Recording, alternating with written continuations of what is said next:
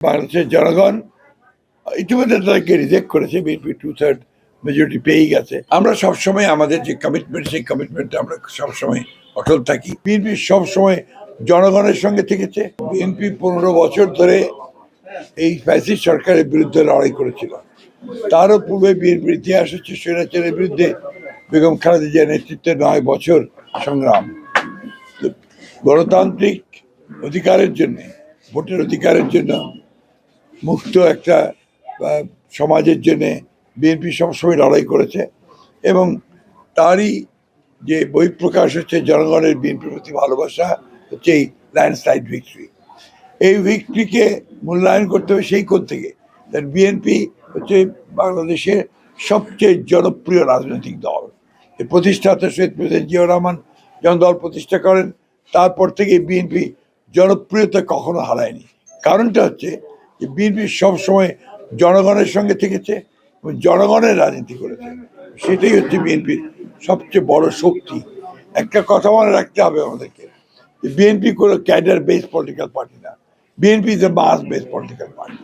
সুতরাং এটা যা চরিত্র থাকে মাসের পলিটিক্যাল, এই চরিত্র নিয়ে বিএনপি জনগণের কল্যাণের জন্য ইতিপূর্বে কাজ করেছে, সরকারে ছিল। এবং বিএনপির যে ম্যানিফেস্টো, বিএনপির যে ভিশনগুলো, বিএনপির যে রাষ্ট্র সংস্কারের যে কথাগুলো, দাবি দেওয়াগুলো, পয়েন্টসগুলো, সেগুলো জনগণ অ্যাকসেপ্ট করেছে বলেই আজকে এই ল্যান্ডস্লাইড বিক্রি হয়েছে।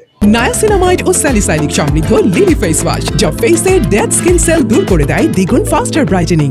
আপনার আরেকটা প্রশ্ন ছিল যে জামাতে ইসলামের এই উত্থান, এটাকে আমরা কিভাবে দেখি। এটা আমি বহু আগেই বলেছি যে দীর্ঘ 15 বছর ফ্যাসিস্ট শাসনের ফলে এটা হচ্ছে একটা বিজ্ঞান, আপনাকে পলিটিক্যাল সায়েন্সের একটা অংশ।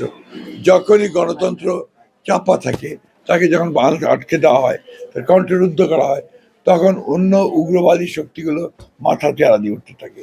এবং সেটাই এই দেশে ঘটেছে, যেখানে আজকে যেটুকু উত্থান হয়েছে জামাত ইসলামের, that is because of Awami League, তাদের যে দমন পীড়নমূলক যে শাসন এবং বিরোধী দলকে ফাংশন করতে না দেওয়া, তাদেরকে ইলেকশন করতে না দেওয়া, যার ফলে আজকে এটা হয়েছে। বাট আমি অত্যন্ত কনফিডেন্ট যে বাংলাদেশের জনগণ ইতিমধ্যে তাদেরকে রিজেক্ট করেছে। বিএনপি 2/3 মেজরিটি পেয়েই গেছে।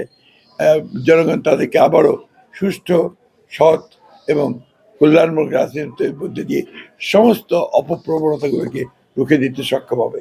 আমরা সবসময় আমাদের যে কমিটমেন্ট, সেই কমিটমেন্টে আমরা সবসময় অটল থাকি।